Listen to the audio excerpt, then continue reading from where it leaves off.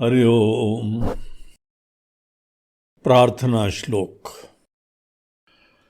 शांतं शाश्वतमप्रमेयमनघं निर्वाण शांति प्रदं ब्रह्माशं उपनीन्द्रसेव्यमनिशम् वेदांत वेद्यं विभुं रामाख्यं जगदीश्वरं सुरगुरुं मायामनुष्यं हरिं वन्देऽहं करुणाकरं रघुवरम् भूपालचूडामणिं नान्यास्पृहा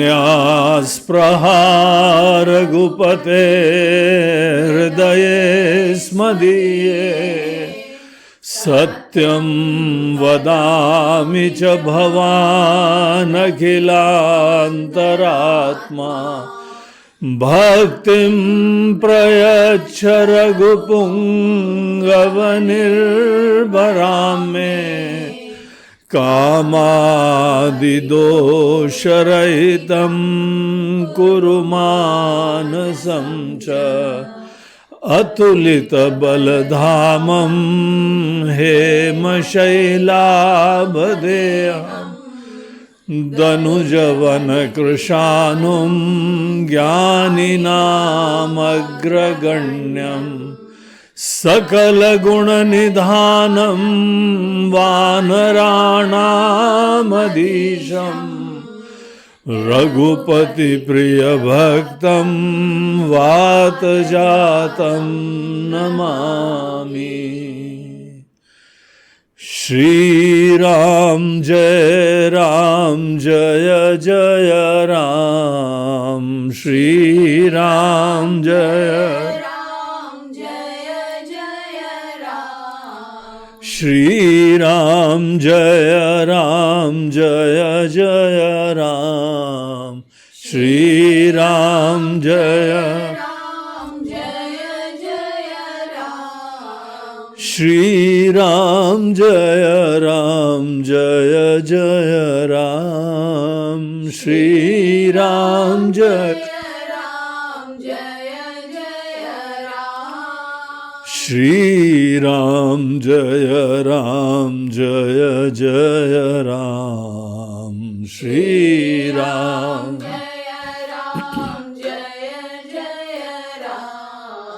श्री राम श्री राम जय जय राम। श्री राम जय जय राम।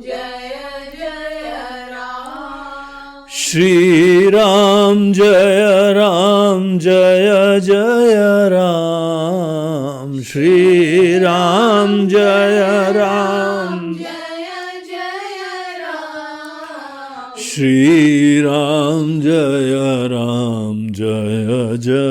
राम। श्री राम जय श्री राम जय जय राम। श्री राम जय श्री राम जय जय राम।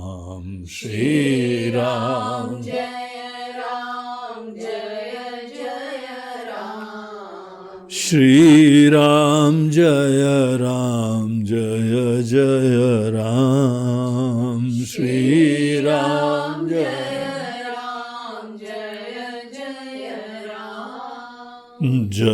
जय राम। जय जय बोलो सियावर रामचंद्र की जय। पवन सुत हनुमान की बोलो भाई सब संतन की जय। नमः पार्वती पते हर हर महादेव। हरि ओम। हम लोग अपने सुंदरकांड के इस ज्ञान यज्ञ में अभी तक देख रहे थे कि रावण का जो जासूस है, शुक नाम का जासूस, जब विभीषण जी रावण को रावण के ही गुस्से से, लात मारने से और उनके ही खुद बोलने से कि निकल जाओ, जाओ उन्हीं के पास, उसके बाद उनके पास हर प्रयास करने के बाद भी जब कोई चारा नहीं रहा तो उन्होंने जाना ही उचित समझा। बोला जो होगा देखा जाएगा, यहाँ पे ऐसे दुत्कारना, अपमानित तो होना और हमारा ही बहुत ही स्नेह और आदर और नीति भरा सुझाव की भी उपेक्षा करना, हमारे रहने मात्र से ही किसी को पीड़ा होना,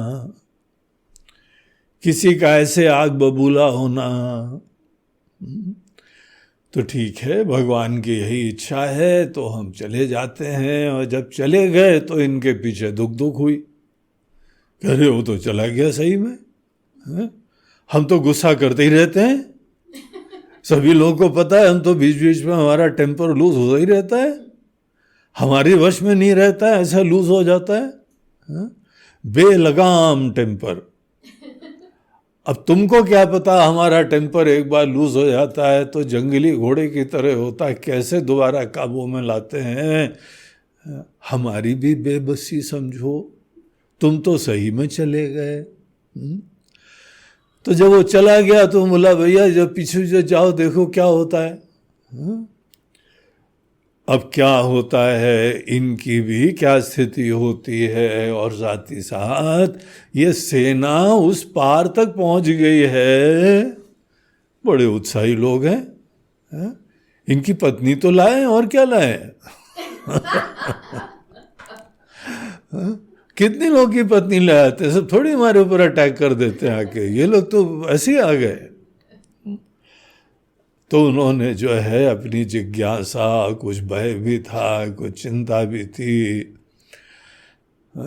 विभीषण इतना नीतिज्ञ था, इतना बुद्धिमान था कि वो क्या तिगड़म कर सकता है इसके कल्पना के बाहर। बुद्धिमान आदमी क्या करता है, ये चंचल व्यक्ति की कल्पना के बाहर होता है। कल्पना के अंदर होता तो खुद ही कर लेता, कल्पना के बाहर होता है, इसीलिए तो झोंके में बहता चला जाता है। तो शुक गया, वहां पे सब जानकारी निकाल ली और उसका तो हृदय परिवर्तन हो गया। ऐसी आत्मीयता, ऐसा स्नेह, ऐसा आदर, ऐसा बड़प्पन, उनको तो जैसे राज्य ही दे दिया, हमारे अगले राजा बना दिए गए। भाई अगर हमारी निष्ठा लंका में ही है तो ये हमारे अगले राजा का दर्शन हो रहा है। राजनीति दृष्टि से, युद्ध के दृष्टि, उसकी नीति के दृष्टिकोण से बहुत दूरगामी यह कदम था। किसी को जीत लेना, वहाँ के सब रहस्य प्राप्त कर लेना, वहाँ के ही किसी व्यक्ति के द्वारा अंदर के सब सीक्रेट जानना, यही निमित्त बनेगा आगे की लड़ाई के लिए, हम लोगों को दिशा देने के लिए। तो ऐसा उसने सब देखा, बहुत प्रभावित हो गया। फिर उसके उपरांत समुद्र के उल्लंघन की बात हुई, समुद्र को पाटने की बात हुई, तो वहां पर भी इसने जो सुझाव दिया था विभीषण जी ने कि महाराज जी वैसे तो हमको पता है आपके एक बाण से ही समुद्र सूख जाएगा, इतना ज्यादा जो है आपके पास सामर्थ्य है, सिद्धि है, बल है, तो उसमें हमको शंका नहीं है। लेकिन ये आपके कुल गुरु हैं, इसीलिए इनको सुखाने उखाने से अच्छा नीति यही है कि इनसे ही पूछना। थोड़ी प्रार्थना कर लो, निवेदन कर लो, और वही आपको रास्ता बता देंगे, सोने में सुहागा। राम जी को ये नीति वहाँ पर कितनी अच्छी लगी, कितनी प्रभाव पड़ेगा आगे चल के, ये तो समय बताता है। लेकिन राम जी के दृष्टिकोण से देखिए एक दूसरा एंगल भी होता है कि यही विभीषण आगे चल के लंका का राज्य करेंगे। सदैव हमको इनके अंदर नीति का पालन करने की बात को ही प्रोत्साहन देना चाहिए। इन्होंने जो नीति के अनुरूप बात करी है वो हमको जो है स्वीकार करते हुए सदैव उचित नीति, धर्म नीति, श्रेय पथ, इसका अनुसरण के लिए हमको अवश्य प्रोत्साहन देना चाहिए। बोला हाँ मित्र, तुमने बहुत अच्छी बात करी। हम ही शुरुआत में कहीं पर भी जो है वो हिंसा करो, कहीं से चढ़ा कर दो, मारो मुरो और तभी काम करो, यही अगर हम किसी को मार्गदर्शन देंगे, आदर्श स्थापित करेंगे, चुनौती आई तो पता लगा कि हम भी आग बबूला हो गए, मारने मुरने पे आतुर हो गए, क्या करेगा वो राजा वहां पे? वो राजा कभी भी आगे चल के शांति से, प्रेम से कोई रास्ता निकालेगा ही नहीं। वो तो बोलेगा जहां समस्या हुई, लाओ हमारा धनुष लाओ और ये लाओ, मारो, खत्म करो। तो ये राम राज्य के अनुरूप नहीं है। राम राज्य के अनुरूप है कि सदैव सुंदर नीति से संचालन होना चाहिए देश, हमारा राज्य। इसीलिए यद्यपि इस परिस्थिति में जो विभीषण ने बात बताई थी वो पूरी जो है प्रभावी नहीं होती है। वो आगे चल के हम लोग देखेंगे। राम जी 3 दिन तक बैठे रहते हैं, समुद्र से तो आए ही नहीं और बड़ा विलंब होता जा रहा है। एक एक दिन बहुत ही बेशकीमती है, लड़ाई का मैदान है, सीता जी अकेली वहां पे राक्षसों के बीच में बैठी हुई हैं। तो ये एक अर्जेंसी है, एक इमरजेंसी है और ये महाराज आ ही नहीं रहे। तो उन्होंने फिर दूसरा तरीका अपनाया, लेकिन भले दूसरा तरीका अपनाया, लेकिन प्रारंभ में साम नीति, शांति से रास्ता निकालने की प्रेरणा, उसकी प्रधानता हर व्यक्ति को होनी चाहिए। अन्यथा राम राज्य में और रावण के राज्य में कोई भेद नहीं होगा। तो इसीलिए ये सब चीजें शुक ने देखी और वो तो बहुत प्रभावित हो गया। फिर जब उसको जो पकड़ा गया, मारा पीटा गया और नाक कान काटने वाले गए थे, उस समय लक्ष्मण जी ने कैसे उसका जीवन बचाया। उसकी प्रतिष्ठा, नाक और कान मतलब कि उनकी प्रतिष्ठा बचा ली। अनेकों ज्ञान की प्राप्ति के सोर्स कान से ही होते हैं, वो भी द्वार बंद नहीं करा। इस प्रकार से उन्होंने जो ऐसा आशीर्वाद दिया, तो राम जी तो लक्ष्मण जी के भी भगत बन गए थे। तो बहुत ही अच्छे लोग हैं, बहुत ही प्रभावी लोग हैं, बड़े बुद्धिमान लोग हैं, बड़े सहृदय लोग हैं। और जो भी वहां पे वानर आदि इतने लाखों करोड़ों में कल बताया था, 18 पद्म तो उनके सेनापति थे। और एक एक सेनापति के पास अगर जो है 10-20 भी लोग होते हों, छोटी छोटी कंपनीज हो, छोटी छोटी मंडली हो, तो कितने लोग हो जाएंगे। और सब राम जी के पूरा विश्वास पात्र, सब पूर्ण रूप से समर्पित। कैसा राम जी का भी व्यक्तित्व है, कैसा सबका हृदय जीता हुआ है, कैसे सबके अंदर उत्साह उत्पन्न करा हुआ है। ये सब चीज देख के रावण का जासूस तो बहुत प्रभावित हो गया। और क्योंकि उसका दिल जीत लिया था, इसीलिए जब यहां पे रावण के पास अपनी पूरी रिपोर्ट देता है आके, उस रिपोर्ट के अंदर दिखाई पड़ता है कि कैसा उसका मन, कैसा उसका दिलो दिमाग राम जी के साथ हो गया था। यद्यपि उसने कोई धोखा नहीं करा, वो पूरी निष्ठा से आज भी रावण के साथ ही जुड़ा हुआ है। उनका जो कार्य था वो करके आया है और पूरी उनको यथावत रिपोर्ट दे रहा है। तो ऐसा जो है उन्होंने दिखाया कि इतने सारे वानर और इतने भयंकर क्रोध में महाराज जी कि वो तो जो है पूरे समुद्र को सोख लें, सब खत्म कर दें और आपको एक एक व्यक्ति जीत ले लें। हम तो देख के आ रहे इतने ज्यादा बलवान हैं, और आपको इसी से आइडिया लग जाएगा जो आया था वो सबसे छोटा है। इनसे कितने बड़े बड़े, कितने बलवान लोग थे। तो महाराज जी ये वहां की वस्तु स्थिति है।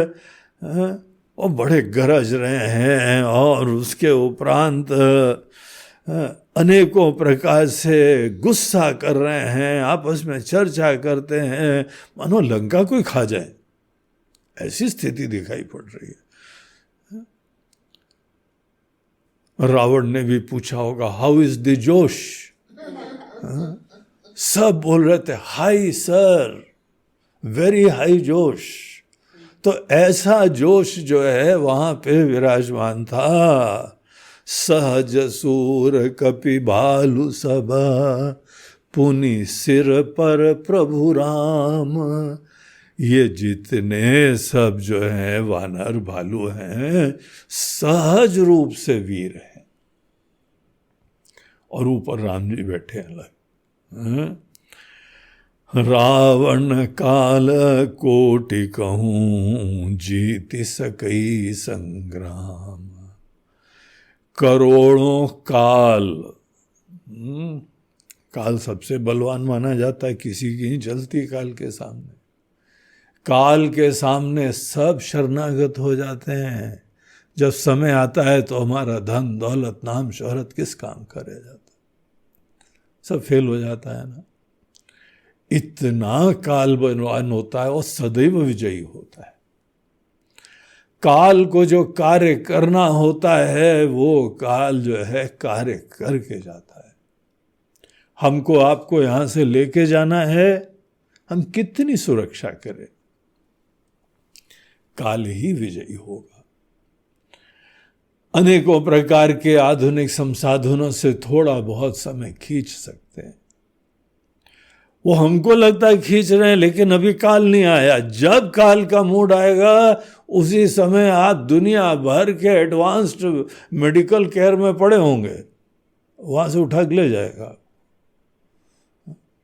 डॉक्टर लोग रिसर्च करते रहेंगे, क्या हो गया, मल्टीपल ऑर्गन फेलियर। बाकी सभी पैरामीटर सही थे, पता नहीं क्या हो गया। एक नई नस थी, एक ऐसी अज्ञात नर्व थी जहां पे जो है वो उसने रगड़ा कर दिया। अब आगे भविष्य के लिए हम लोग ध्यान रखें। यार तुम तो गए ना, काल के पास फिर अगले बार के लिए नई नस हो जाएगी, क्या करेंगे हम। और ध्यान रखो सब बीमारियों का भी कोई इलाज नहीं है। बड़े से बड़े देश में, समृद्ध स्थानों में हाई टेक रिसर्च के वाले लोग भी जाते हैं ना। अमेरिका में कोरोना से सबसे ज्यादा मरे ना, क्या कर पाए। तो इस प्रकार से काल जो है बहुत भयंकर, बहुत बलवान होता है। आदमी को अनेक चीजों के बारे में बड़ी विनम्रता रखनी चाहिए। सब अभिमान वगैरह किनारे कर करा के विनम्रता से करो। और राम जी कौन है, करोड़ों काल को जीत ले, ऐसा इनका रिपोर्ट बता रही है। शुक का जो भी यहां पे एनालिसिस थी, समझ थी, जो भी इनपुट प्राप्त हुए थे इनको, और इसने खुद अनुभव करा था कि समथिंग स्पेशल, बहुत बलवान है ये, बहुत स्मार्ट है, बहुत हाईटेक है। सभी चीज में बहुत बहुत जोड़ना पड़ेगा हमको। तो इस तरीके से हम लोग 55वें दोहे तक पहुंचे थे। अब देखिए सुंदरकांड के 55th दोहे के आगे अब हम लोग पाठ करते हैं। राम तेज बल बुद्धि विपुलाई, शेष सहस सत सकहीं न गाई, सकसर एक सोषि सत सागर, तव भ्रात ही पूछे नयनागर, तासु बचन सुनि सागर पाई, मागत पंथ कृपा मन माही, सुनत बचन बेहसाद सीसा, जो असिमति सहाय कृत कीसा, सहज भीरु कर बचन दृढ़ाई, सागर सन ठानी मचला, मूढ़ मृषा का करसि बढ़ाई, रिपु बल बुद्धि था मैं पाई, सचिव सभीत विभीषण जाके, विजय विभूति कहाँ जगता के, सुनि खल बचन दूत रिस बाड़ी, समय विचारी पत्रिका काढ़ी, रामानुज दीनी पाती, नाथ बचाई जुड़ावहु छाती, बेहसी बाम कर लीनी रावण, सचिव बोली सठ लाग बचा, बात न मनहि रिझाई सठ, जनि घाल सिकुल खीस, राम विरोध न उबरसी,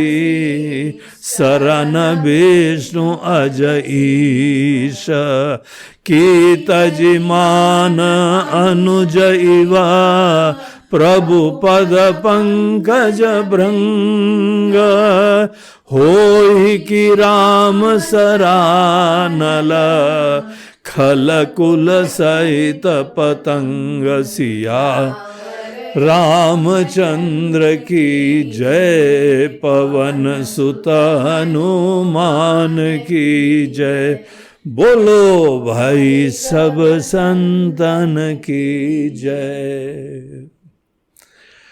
राम तेज बल बुद्धि विपुलाई। तो राम जी का ही वर्णन शुक आगे करता हुआ अपना जो भी एनालिसिस है, जो भी रिपोर्ट है, वो रावण को प्रस्तुत कर रहा है। बोल रहा है कि राम जी जो हैं, राम तेज बल बुद्धि विपुलाई। विपुल, विपुल मतलब बहुत ज्यादा। महाराज जी, राम जी का जो तेज है, तेजस्विता है, तेजस्विता हमारे अंदर जो भी ज्ञान होता है, सामर्थ्य होता है, कॉन्फिडेंस होता है, उसके वजह से शरीर, वाणी आदि के धरातल पे भी बहुत ही एक कॉन्फिडेंट अभिव्यक्ति होती है, चमक आ जाती है। बहुत ही जो है अद्भुत कॉन्फिडेंस हो तो चेहरा बदल जाता है, वाणी बदल जाती है, मन का पूरा वातावरण बदल जाता है, जिसके अंदर तेज दिखाई पड़ती, तेजस्विता दिखाई पड़ती, डायनेमिज्म ऐसा दिखाई पड़ता है, बहुत ही जीवंत है कोई। तेजस्वी व्यक्ति के साथ उठना बैठना, वो भी एक बहुत ही अपने आप में एक्सपीरियंस होता है। इतने डायनेमिक जीवन तो होते हैं, आंख से आंख मिलाना भी अनुभव होता है। कोई बहुत तेजस्वी हो, उसके साथ बात करना, आंख मिलाना, थोड़ी देर बैठना, विचार विमर्श करना, अनेकों के विचारों में दिखाई पड़ता है कि कैसे तेज विहीन है, कितने डल हैं, कितने डर विराजमान है, कितना संकोच है।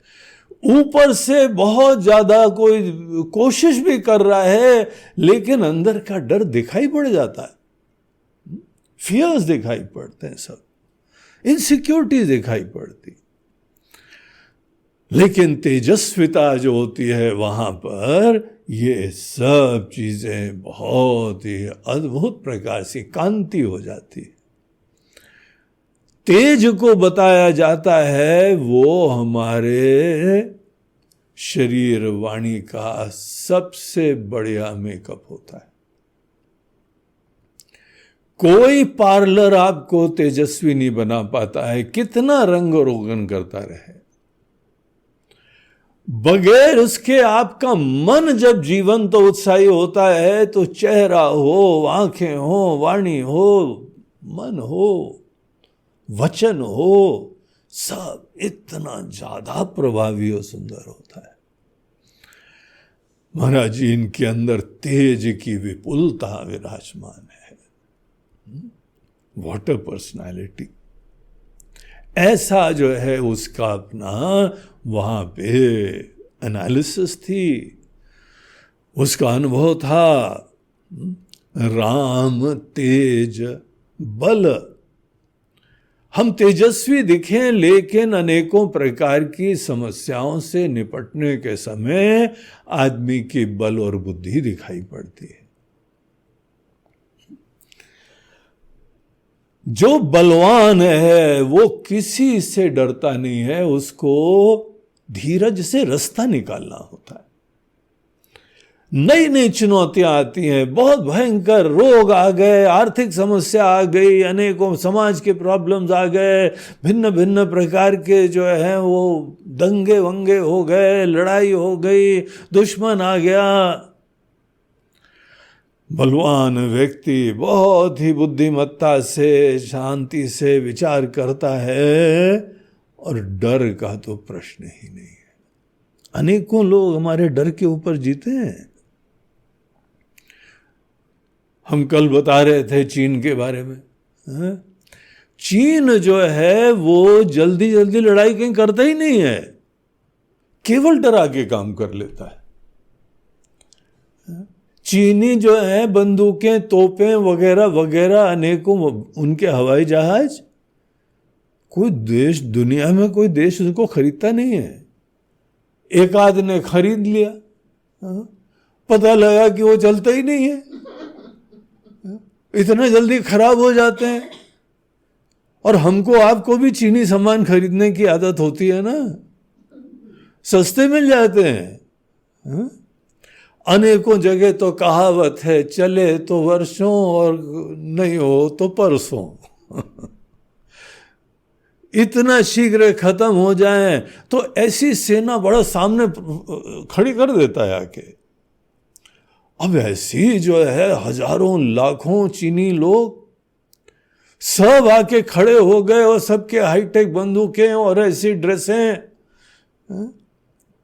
तो आदमी देख के घबरा जाता है, कहाँ यार पंगे लो। तो चलो ठीक है तुम्हारी बात मान लेते हैं। इतिहास प्रमाण है कि बहुत ही रेयरली चीनी लोग लड़ते हैं जाके। 1962 में इंडिया के साथ बड़ी एक ऐतिहासिक लड़ाई हुई थी।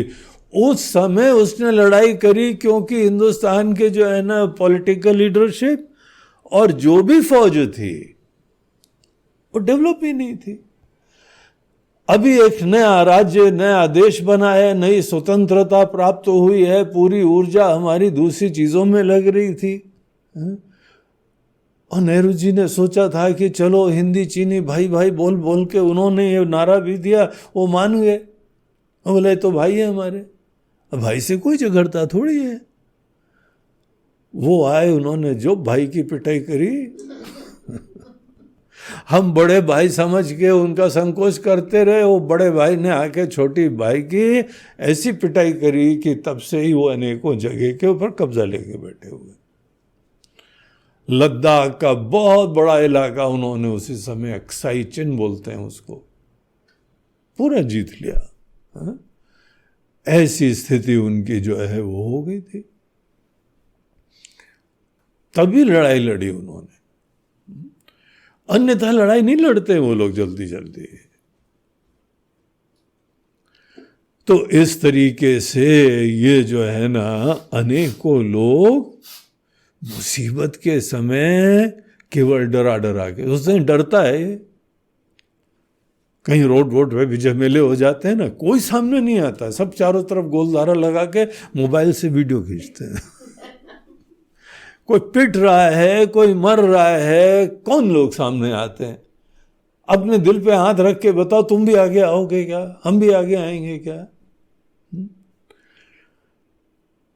ज्यादा से ज्यादा कोई बहुत ही जो है वहां संवेदनशील होगा तो फोन करेगा पुलिस को। बड़े कम लोग होते हैं जो अपने बल और बुद्धि का परिचय देते हैं, जो डरते डराते हैं ही नहीं।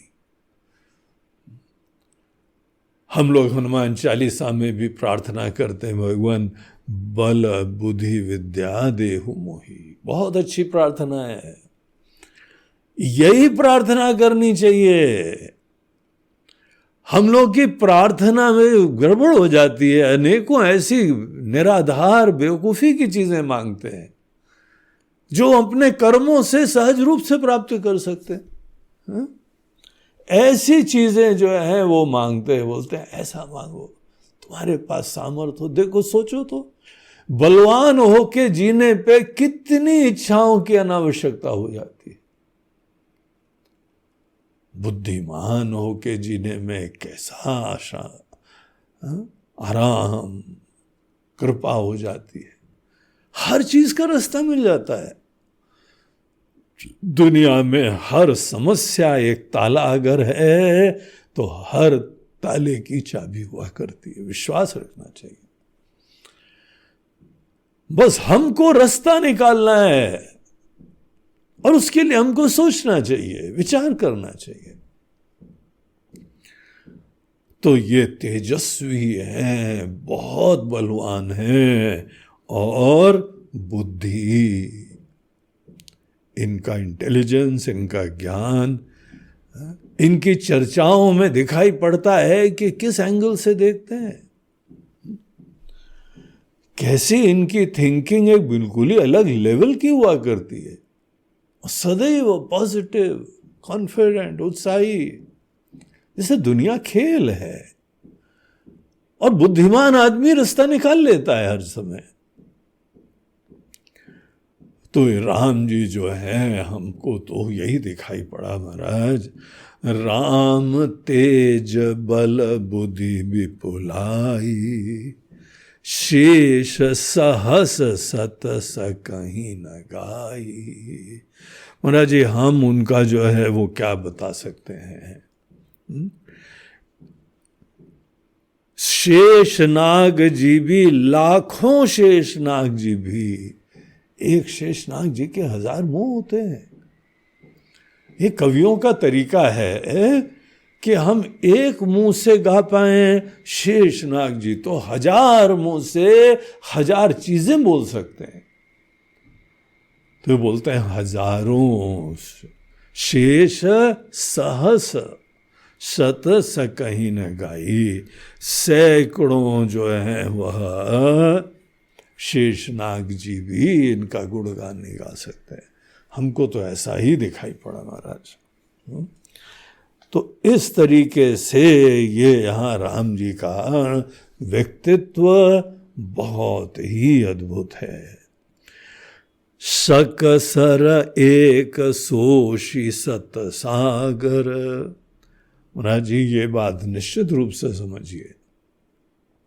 आपको लगता है कि आप समुद्र के इस पार द्वीप में बड़े सुरक्षित हैं, लेकिन एक बाण से पूरा समुद्र जो है सुखा सकते हैं।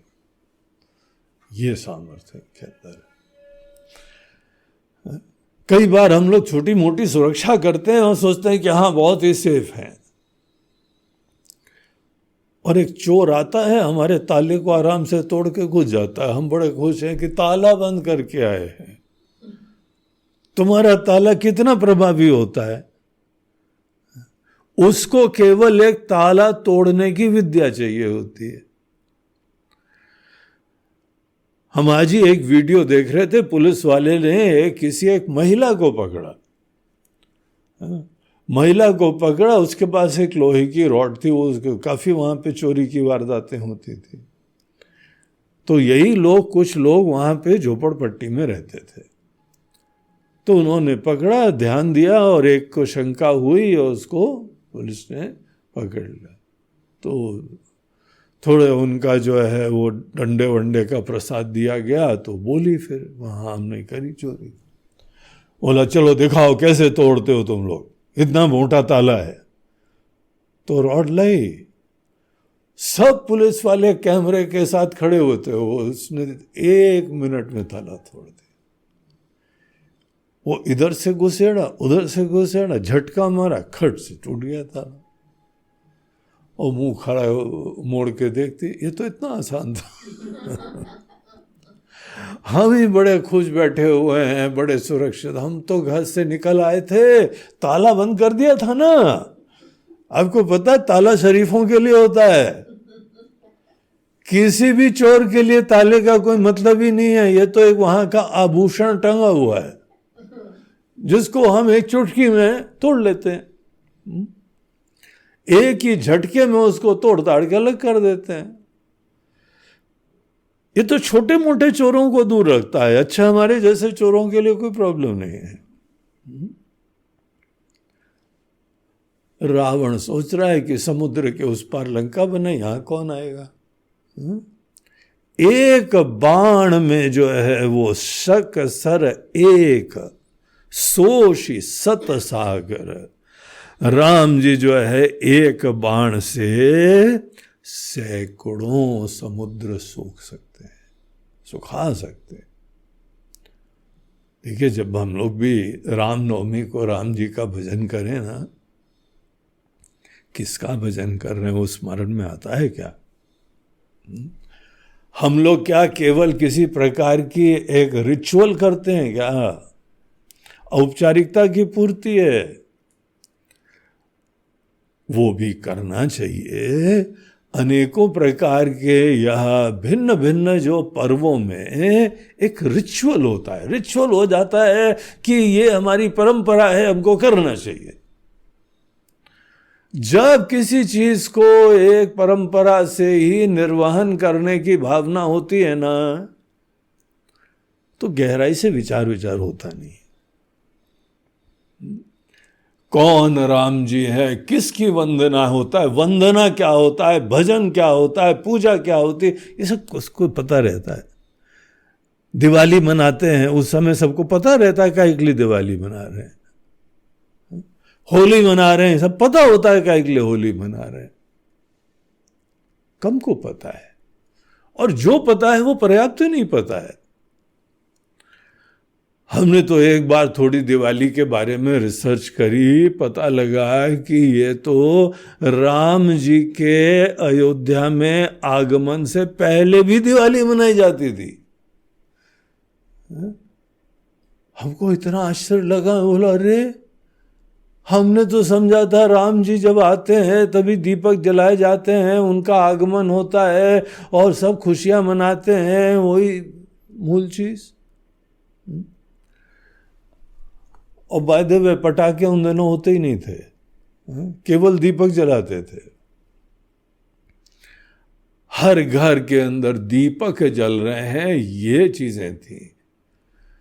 गन पाउडर ही नहीं था, ये बारूद ही नहीं थी जो भिन्न भिन्न पटाखे के लिए। और ये पटाखों से दिवाली मनाना ये बहुत हानिकारक होता है। एक हमने अभी वीडियो देखा कि कहीं पे वो जो लड़के लोग जाते हैं ना, बाइक चलाते हैं, एकदम तेजी से आवाज निकालते हुए निकलते हैं। तो कोई व्यक्ति एक पक्षी का वीडियो ले रहा था, तो जहां मोटरसाइकिल स्टार्ट हुई तो ऐसी कंपित हो गई, वो वीडियो में आया था। एकदम झटका मारा उसने, आंखें मिचमिचाई और एकदम उड़ के चली गई। हम जब इतनी भयंकर आवाजें करते हैं, क्या राम जी की ही जो प्रजा है, पशु पक्षी हैं, हमारी इतनी सेवा करते हैं, अगर पक्षी खत्म हो जाए ना तो कीड़े मकोड़ों के लिए चारों तरफ दवाइयां छिड़कनी पड़ती रहेंगी और पॉलिनेशन नहीं होगा, इधर उधर बीजों का डिस्पर्सल नहीं होगा। सवेरे आपकी सवेरे सवेरे उठने के समय गीत कौन गाएगा? रंग बिरंगे ऐसे पक्षी होते हैं, लेकिन देखिए सच्चाई है ना, कुछ पता ही नहीं होता है, भावना ही नहीं होती है। धाम धाम वो बेचारे उड़ के कहाँ चले जाते हैं। उसने अपना घर बनाया था, आपके घर के पेड़ में उसने अपना बसेरा बनाया था, छोटे छोटे बच्चे थे। और केवल जानवर ही नहीं, हमारे वहाँ आश्रम में सदैव कोई ना कोई कुत्ते रहते थे, बहुत प्यारे होते। ऐसी दुर्दशा हो जाती है उन लोगों की।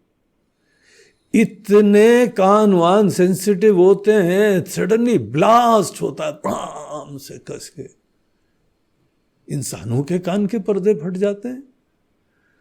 बच्चों का क्या हाल होता होगा, वृद्धों का क्या हाल होता है, अनेकों की जो है आंखें खराब हो जाती हैं, फूट जाती हैं। ये अंध परंपराएं होती हैं। पहली चीज तो हमको हमारी होली दिवाली का पीछे वास्तविक प्रयोजन पता होना चाहिए। और इतनी सुंदर बात होती है कि उसके अंदर हमारे हृदय से खुशी होनी चाहिए। और आपकी खुशी बहुत ही ऐसे सुंदर रूप में, शालीन रूप में अभिव्यक्त हो जिससे किसी का नुकसान ना हो। सब लोग मिलजुल के सर्वे भवन्तु सुखिनः सर्वे सन्तु निरामयाः, सभी सुखी हो, मां कश्चित दुख भाग भवेत्, कोई दुखी ना हो।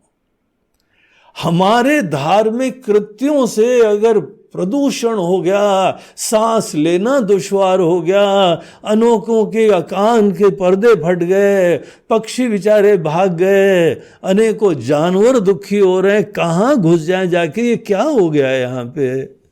ये हमारे प्यारे प्यारे दोस्त इंसान, सडनली कौन सा भूत चढ़ गया इनके ऊपर? ये तो इससे अच्छा मार दो भैया। ऐसे जीने से बड़ा क्या भयंकर पीड़ा होती है। ये तब होता है जब हम लोग अपने धार्मिक कार्यों में बगैर विचारे केवल एक अंध अनुकरण परंपराओं का करते हैं। अनेकों लोग पूजा पाठ करते हैं, अंध अनुकरण होता है। भगवान किसको बोलते हैं ये हमको पता है क्या? कोशिश करी हमने पता करने की। भगवान की भगवत्ता जानना, उसमें जगना प्रधान है। एक बार भगवान की भगवत्ता का हमको परिचय मिला, आभास मिला, पूरा तो हम ज्ञान भी नहीं प्राप्त कर सकते हैं, लेकिन उस दिशा में थोड़ी बहुत हमारी एक प्रवृत्ति होनी चाहिए, प्रवेश होना चाहिए।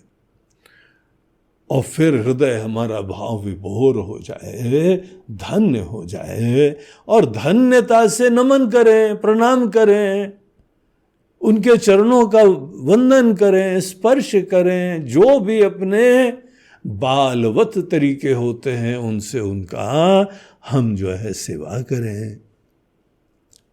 तब पूजा का असर होता है। एक रिचुअल बन जाता है, बस आरती कर ली, निपटा लिया, पूजा भी कर ली जल्दी से। एक माता जी थी, वो शिव जी की पूजा कर रही थी। वहां पे नीचे जो है ना उनका शिवलिंग का पीठ टूटा हुआ था, तो उन्होंने सोचा था हम बाजार जाएंगे, अगली बार ले आएंगे, लेकिन अभी तो जो है पीठ टूटा हुआ है। तो उन्होंने सोचा, आइडिया आया कि ऐसा करते हैं, फूल से एक पीठ बना लेते हैं। तो उन्होंने फूल वूल जो है बढ़िया इकट्ठा करे और उसमें स्कूप बनाया और उसमें शिवलिंग को रखा। शिवलिंग जो है बार बार लुढ़क जाए, फिर रखी फिर लुढ़क जाए, बैलेंस नहीं हो रहा था। तो भन्ना गई। वो दरअसल और कोई नहीं, हमारी दादी थी। और हम लोग उनके साइड में बैठते थे क्योंकि पूजा के बाद प्रसाद मिलता था। तो पूजा का कमरा था वहां पे, बाकायदा एक घर बना हुआ था, छोटा सा कमरा, 10 बाई 10 का कोई कमरा होगा। उसके अंदर एक मंदिर बना हुआ था, वहाँ पे एक चौकी पड़ी थी, वो बैठती थी उसमें जाके, और सब बच्चे लोग उनके दाएं बाएं बैठते थे। और हम लोग टाइमिंग से आते थे कि पता नहीं शुरुआत में क्या बड़बड़ बड़बड़ करती रहती हैं, बाद में आरती के समय प्रसाद का टाइम जाके वो हम लोग बैठ जाते थे उनके पास। तो उस समय उनको बैठाने की प्रक्रिया चल रही थी। हमको आज तक नहीं भूलता है वो समय। वो 2-4 बार उन्होंने करा, फिर बोलते अरे मोड़े में जाओ अपना को तो बैठाई, बैठ नहीं पाओ तो हम का बैठे, खुद तो बैठ नहीं पा रहे और हमको संभालोगे, बैठाओगे। भगवान के ऊपर ये महिमा जान रही उनकी। उनकी पूजा कर रही है और आक्षेप कर रहे हैं कि अपना का तो बैठा नहीं पावत हो, हम का बैठे हो। तो हम लोग भी आश्चर्य कर रहे थे, क्या भगवान कितने असमर्थ हैं, बेचारे खुद भी बैठ ही नहीं पा रहे हैं। इतने आसन से फूल वूल हमारी दादी ने, हमारी अजिया ने उनको बैठाया और फिर लुढ़क जाते हैं। कितने कमजोर हैं, कितने भगवान को भक्तों की जरूरत है, वो बैठने के लिए भी भक्तों की जरूरत है। ऐसे में हम पूजा एक बार नहीं जीवन भर करते रहे, कौन सा मन शुद्ध होएगा? भावना आती है क्या? अपने आप से पूछना चाहिए। जब हम डेली के लिए वहां पे अगरबत्ती भी जलाएंगे, कोई दुकान भी खोलेगा, ऑफिस भी खोलेगा, अगरबत्ती जाके पहले लगाएगा, फूल चढ़ाएंगे और पता नहीं क्या बोलते हैं, अगरबत्ती घुमाते सीधी गणित यह है कि आज हमारी दुकानदारी अच्छी चले। अब जो भी हो, जहां पर भी हो, समर्थ हो तो दुकानदारी चलाओ, कोई मतलब नहीं हो। ऐसे थोड़ी पूजा होती है। पूजा के लिए, भजन के लिए बड़े डायरी में भजन लिख के रखे हुए हैं। भगवान की महिमा का ज्ञान है क्या? अच्छा है, लिख के रखें, कम से कम यही तो गाओ तो हो। लेकिन क्या वो सही में भजन की श्रेणी में आता है? अपने दिल से पूछना, हमको मत बताना। ईमेल लिख के बता रहे हो महाराज जी ये हमने करा है, कुछ नहीं बताना, अपने दिल से पूछो। हमको भगवान की इतनी महिमा का ज्ञान है क्या कि सर हमारा सहज रूप से झुक जाता है, हाथ हमारे जुड़ जाते हैं, सेवा सहज रूप से करने की इच्छा होने लगती है। ऐसे करो तो फिर पूजा चालू हुई। इसीलिए वर्षों की रिचुअल के बाद, रिचुअल का जो है ना एक प्रारंभ में संस्कार के लिए प्रयोग होता है। देखा देखी में आदत पड़ जाए। अब अनेकों घरों में जाते हैं ना, वो मंत्र याद करवा देते हैं, चिंटू इधर आओ। अब चिंटू आया, बोला लोगो स्वामी जी आए हैं यहाँ पे, मंत्र सुनाओ। अब चिंटू को कुछ पता नहीं है, बेचारा एकदम खड़े होके, क्योंकि उनको कहा गया है। और जब भी मंत्र जपता है, पाठ करता है, तो बाद में एक चॉकलेट भी मिला करती है। तो खड़े हुए ओम बोल रो देवसधि में द्यो यो न प्रचोदयात्। वाह वाह वाह वाह वाह वाह। वहां पे उसको डेली जपवाओ, धीमे धीमे शुद्ध जपवाओ, पाठ करवाओ। उससे हमको पता लगे मंत्र जपने से नहीं है, वो श्रद्धा, इसका बल, इसका सामर्थ्य। शुरुआत में तो श्रद्धा से केवल ये कुछ खास चीज है, कुछ बहुत प्रभावी चीज होती है, ये समझ के उसको पाठ करते हैं, उसके बाद पहले तो घर वालों को अर्थ समझ में आना चाहिए। जो पाठ करवा रहे हैं उनको पता होना चाहिए कितना इंस्पायरिंग अर्थ होता है, कितना दिव्य अर्थ होता है। कभी न कभी तो अर्थ जाने।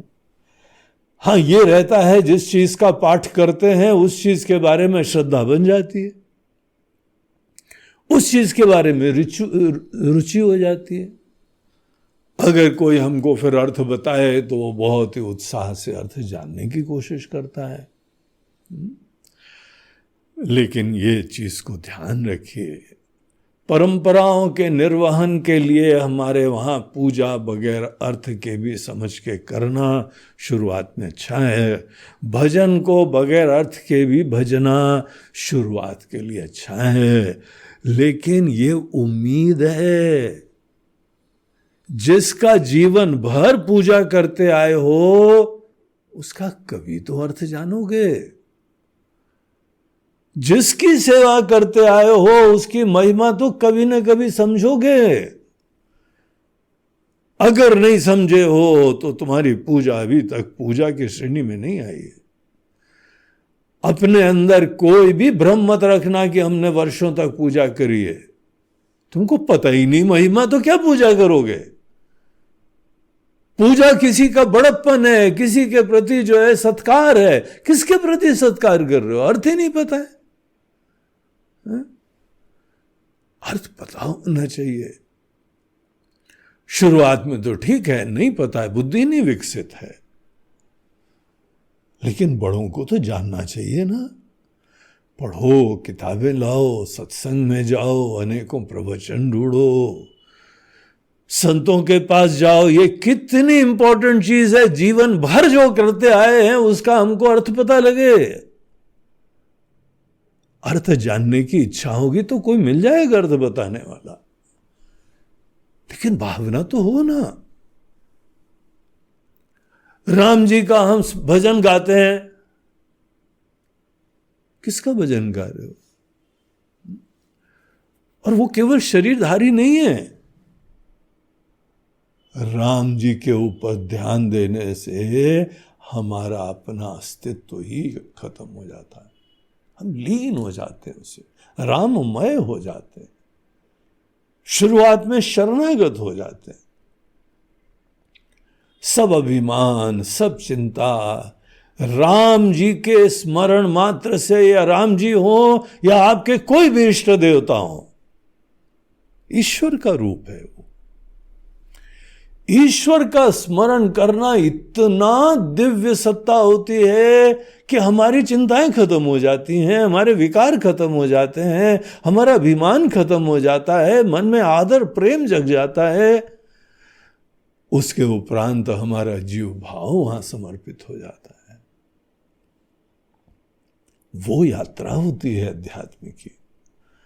जिस व्यक्ति की पूजा में उसका ही विकार नहीं खत्म हो, चिंता नहीं खत्म हो, अभिमान नहीं खत्म हो, एक पृथक अस्तित्व अपना बना रखा है, वो नहीं खत्म हो, तो खुद ही विचार करना चाहिए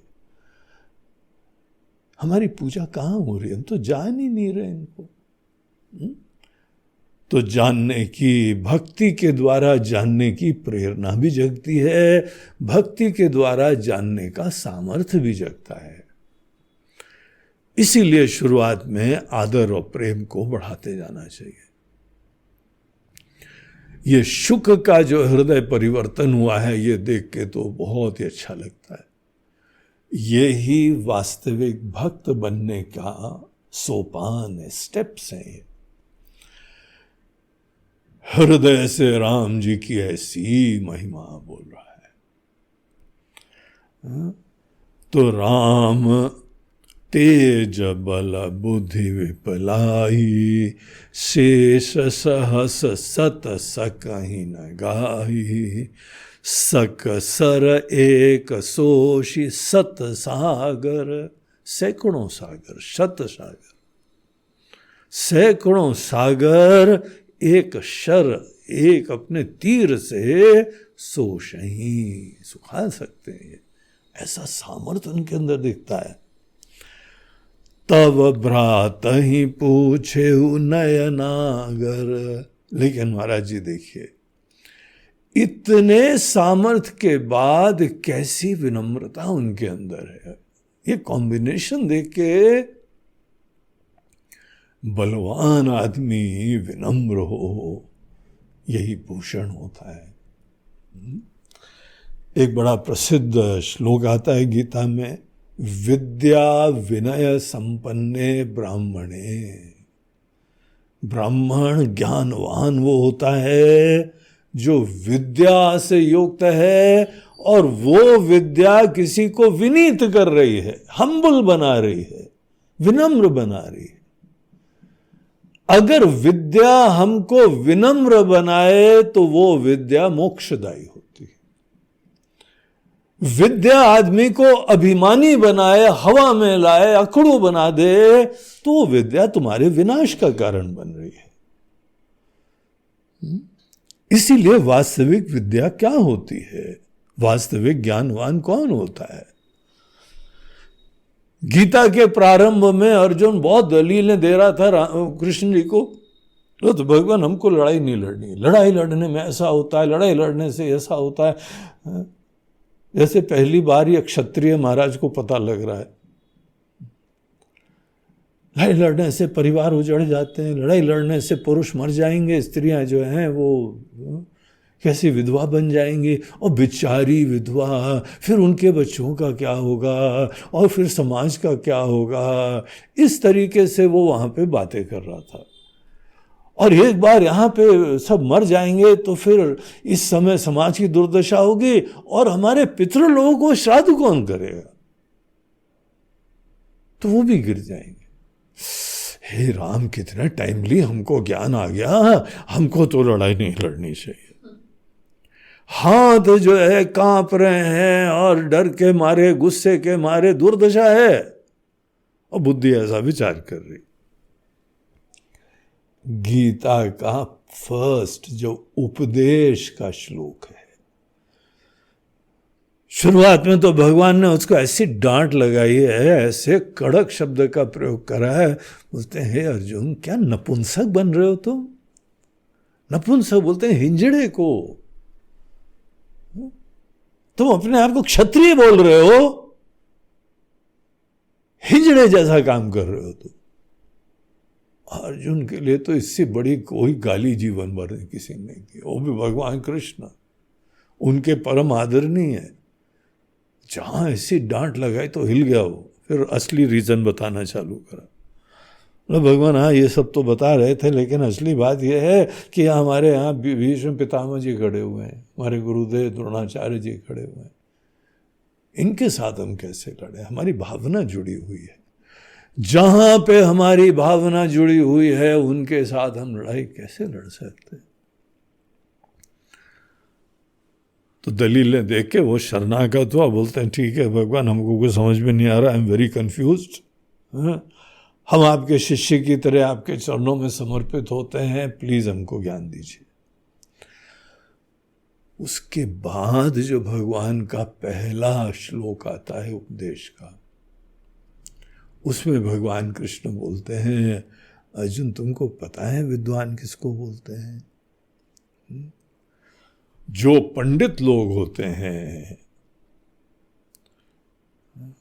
अशोच्यानन्वशोचस्त्वं प्रज्ञावादांश भाषसे गतासून अगतासूंश्च नानुशोचन्ति पंडिताः।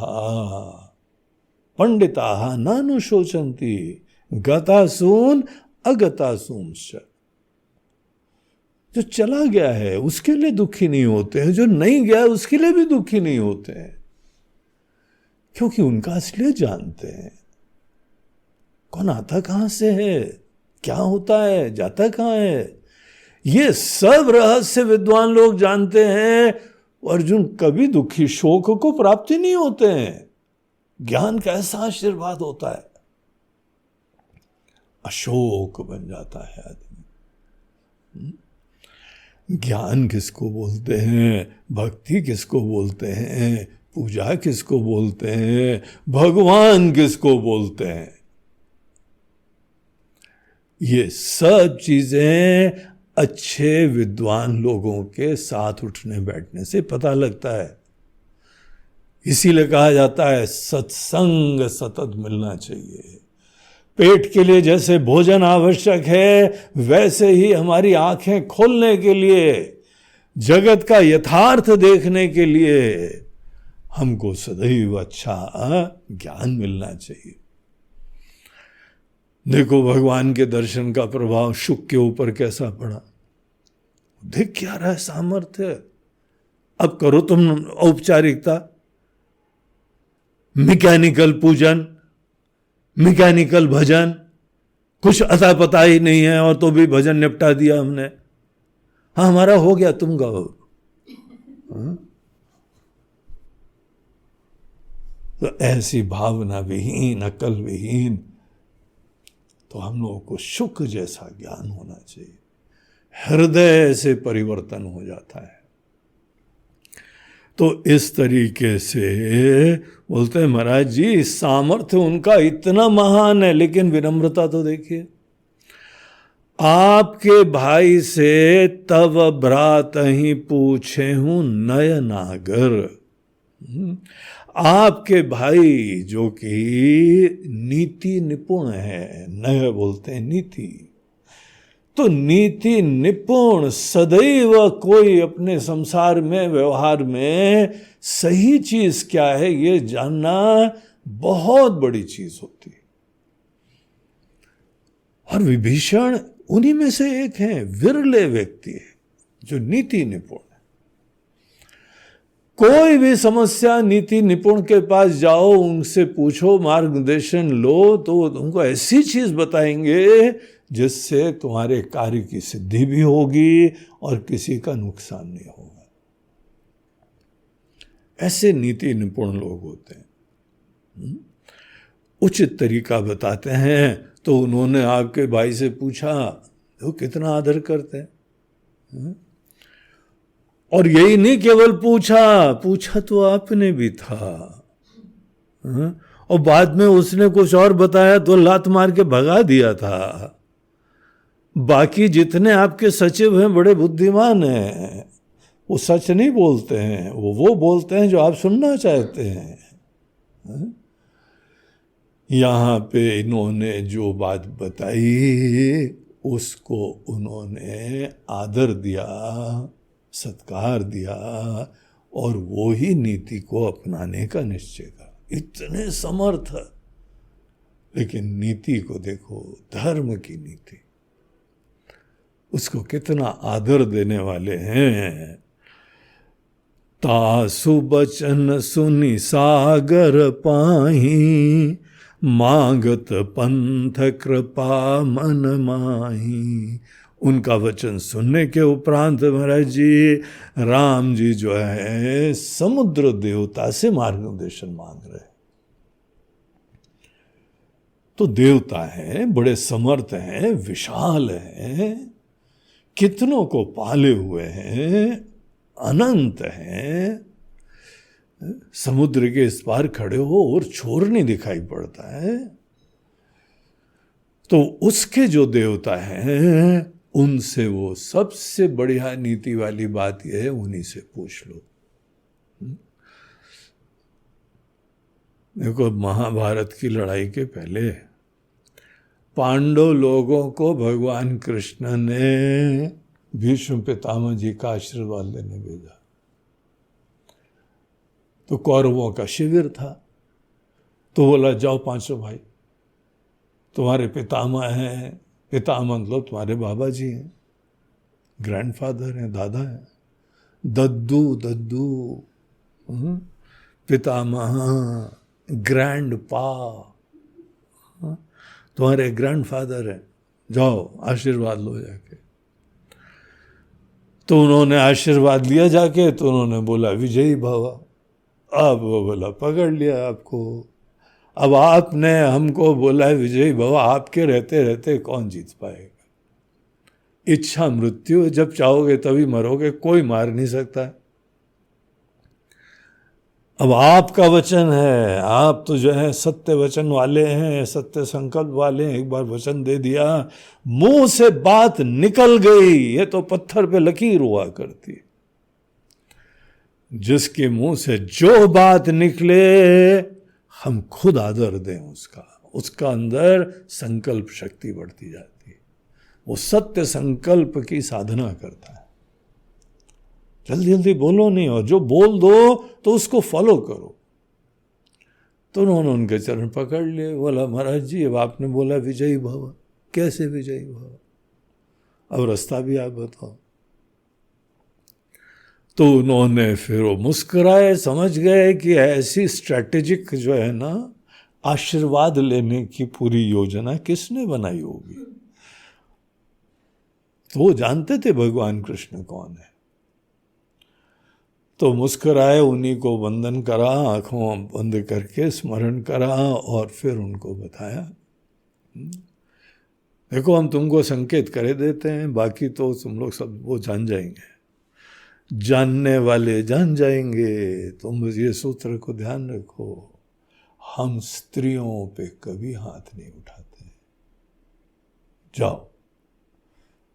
बोले यहां पे कौन स्त्रियां महिला है, महाभारत के अंदर कौन महिला है, महिलाओं पे हाथ नहीं उठाएंगे, ये इनका नियम है।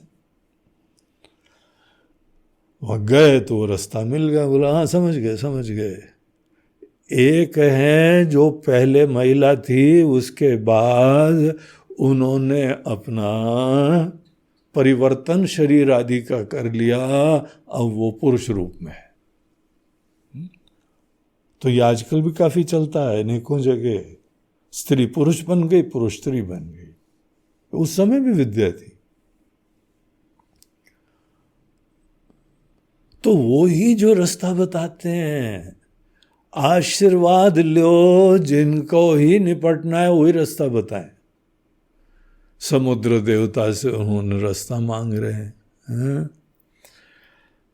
मांगत पंथ कृपा मन माही, उनसे रास्ता मांग रहे हैं, मन में कृपा भरी हुई है, आदर भरा हुआ है, इसीलिए वो समर्थ हैं, समुद्र को सोख नहीं रहे हैं।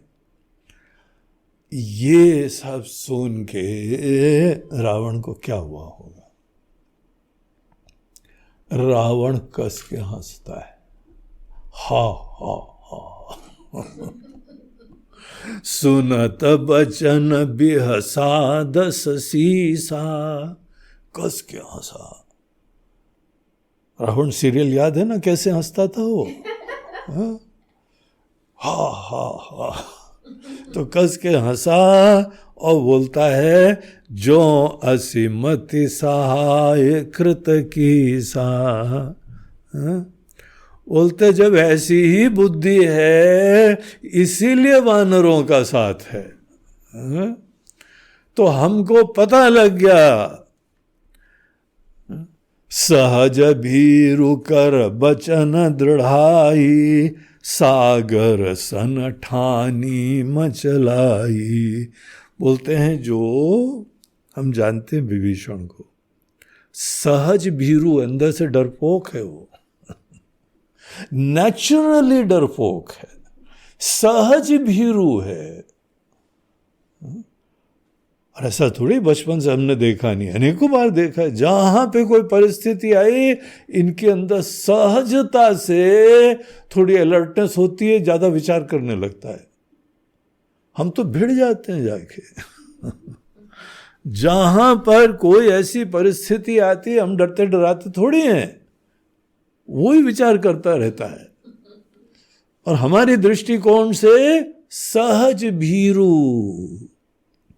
सहज ही डरपोक, सहज भीरु कर बचन दृढ़ाई, ऐसे व्यक्ति के वचनों को बड़ा प्रामाणिक मान के,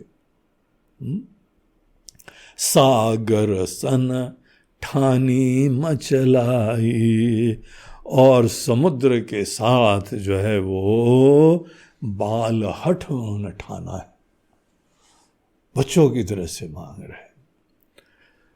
मूढ़ मृषा का करसी बड़ाई, बोलते हैं मूढ़ शोक, तुम भी मूढ़ आदमी हो बुरे, ऐसे लोगों की जो है फोकट में तुम बड़ाई कर रहे हो। रिपु बल बुद्धि था हमें पाई, पकड़ लिया, समझ गए हम उनकी बुद्धि कितनी है, उनका बल कितना है, उनकी प्रकृति कैसी है, हमको जो इनपुट चाहिए थे जासूस से सब हम समझ लिया है। ऐसे की तारीफ कर रहे हो तुम, सामर्थ्य इतना है, सामर्थ्य इतना है, और जो है समुद्र से प्रार्थना करके रास्ता मांग रहे हैं, वो डरपोक से मार्गदर्शन ले रहे हैं। समझ गए उनकी सब हम नीति नाती। सचिव सभी विभीषण जाके, जिसके भी विभीषण जैसे सचिव हो,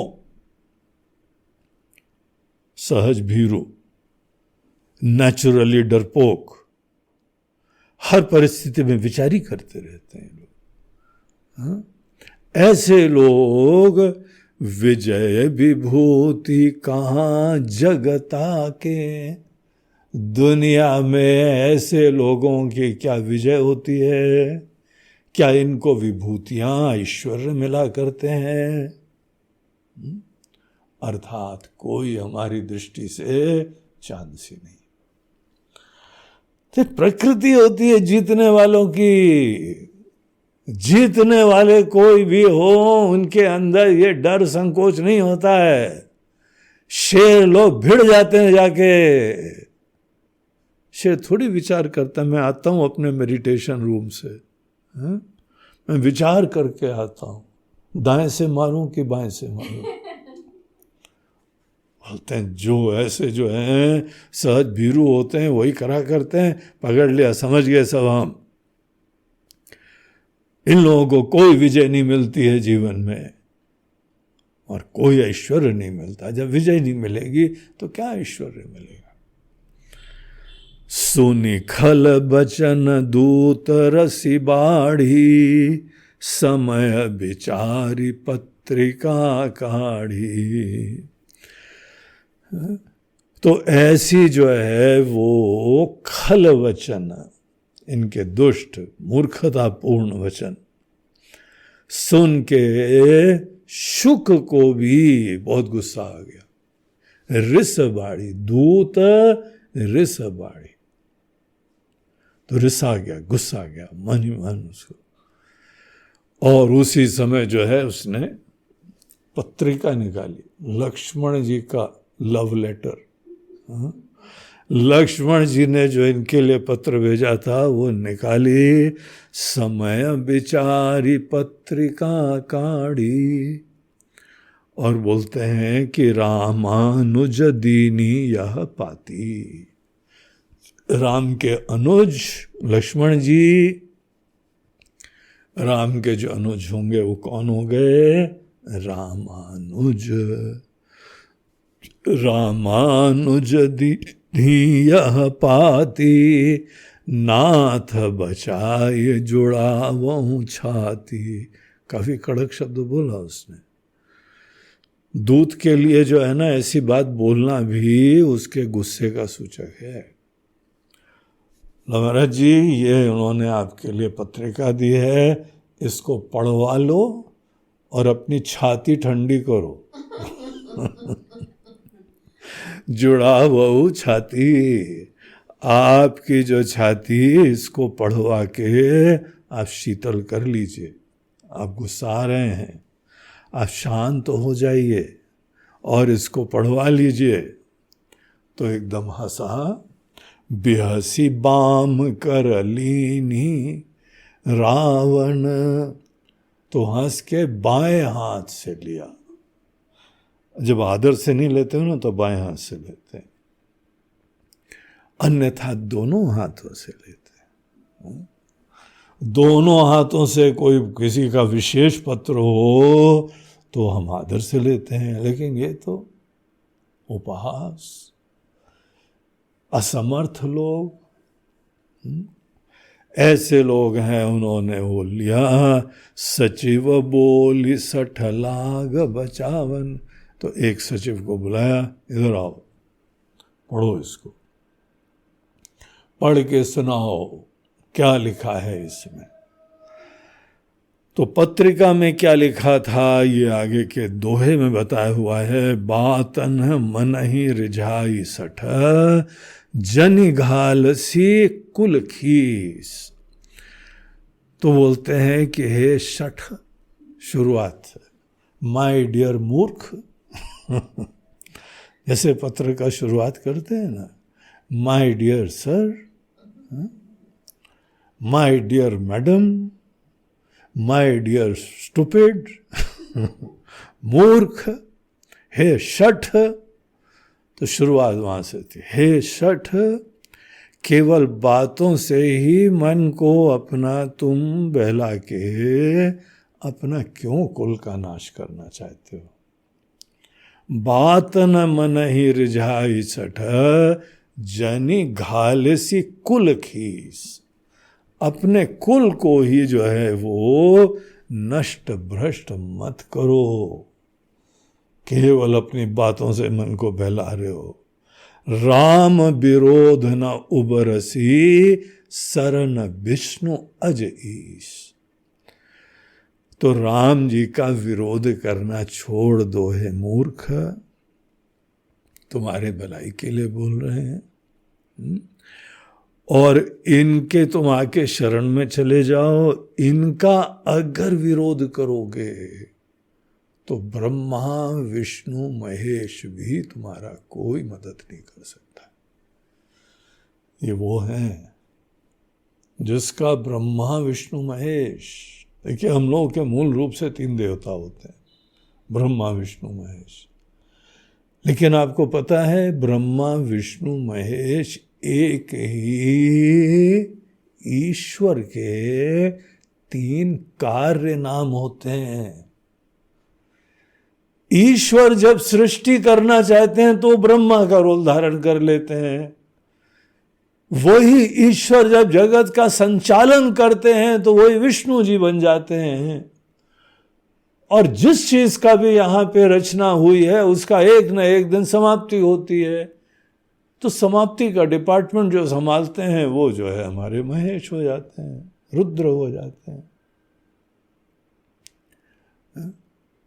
जब रोल धारण करते हैं तो उनकी एक सीमित क्षेत्र होता है कार्य का, इसीलिए उनके अंदर संकुचितता होती।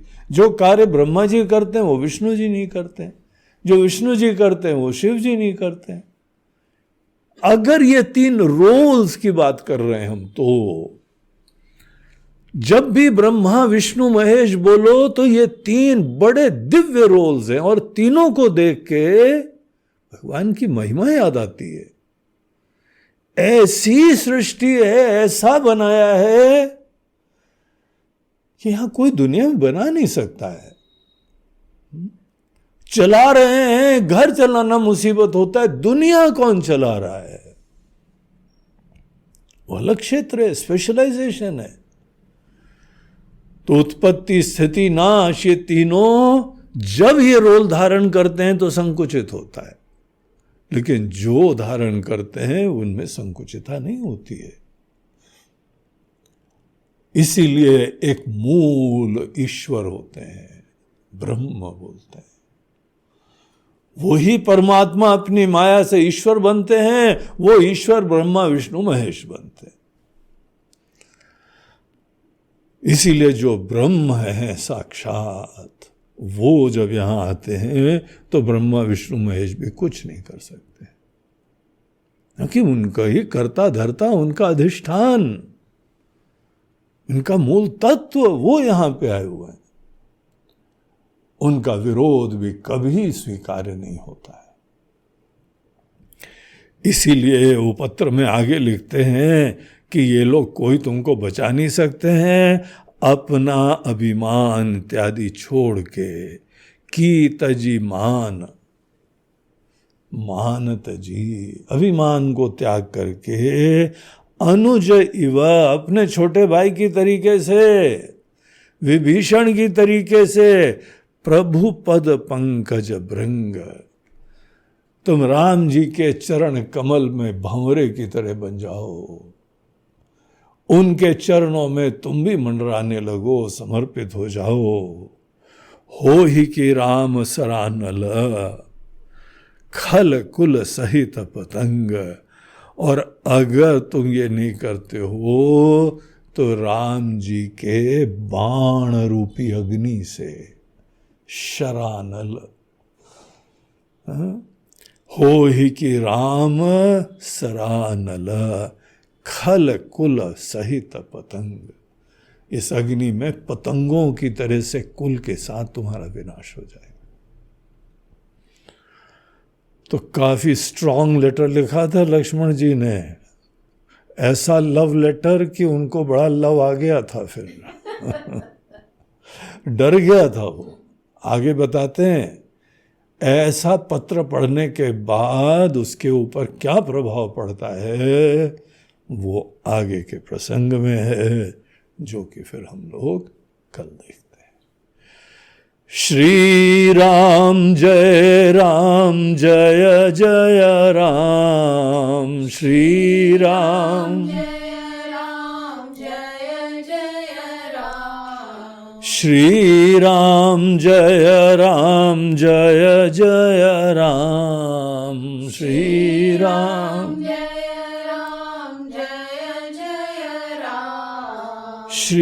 राम जय राम जय जय राम, श्री राम जय जय राम, श्री राम जय राम जय जय राम, श्री राम जय जय राम, श्री राम जय राम जय जय राम, श्री राम जय जय राम, श्री राम जय जय राम, श्री राम जय जय राम, श्री राम जय राम जय जय राम, श्री राम जय जय राम, श्री राम जय जय राम, जय जय राम जय जय। बोलो सियावर रामचंद्र की जय, पवन सुत हनुमान की जय, बोलो भाई सब संतन की। नमः पार्वती पतये हर हर महादेव, नर्मदे हर, बोलो गंगा मैया जय। हरि ओम। आज का हम लोग का ये प्रवचन प्रायोजित हुआ है डॉक्टर प्रियंका तिवारी जी के द्वारा। प्रियंका जी वो कनाडा में डेंटिस्ट हैं और बहुत ही श्रद्धालु, देशभक्त, ईश्वर भक्त, पितृ भक्त, मातृ भक्त, गुरु भक्त, बहुत ही भक्ति है उसके अंदर। बहुत ही सरल स्वभाव है और कर्म में बड़ी दक्ष है। विदेश में रह के भी अपने ही धर्म का, देश का स्वाभिमान नहीं खत्म होता है, वही बल देता है बल्कि। तो उन्होंने आज का ये प्रायोजन करा है और प्रियंका को बहुत बहुत हमारा आशीर्वाद, ईश्वर का उनके ऊपर आशीर्वाद बना रहे, उनकी ज्ञान और भक्ति से युक्त हों, जो कि ये खुद ही भगवान इतने बल, तेज और बुद्धि की राशि हैं। ऐसे भगवान का जो स्मरण सतत करता है वो खुद भी बल और बुद्धि की राशि बन जाता है। यही हमारी भगवान से प्रार्थना है कि आपके ऊपर ऐसा ही आशीर्वाद रहे और अपने जीवन को बलवान होके जियो, बुद्धिमान होके जियो और सेवा प्रेम से करते हुए लौकिक आवश्यकताएं और अपनी यही आध्यात्मिक जागृति सब चीजें आपको प्राप्त हो। हरि ओम तत्सत।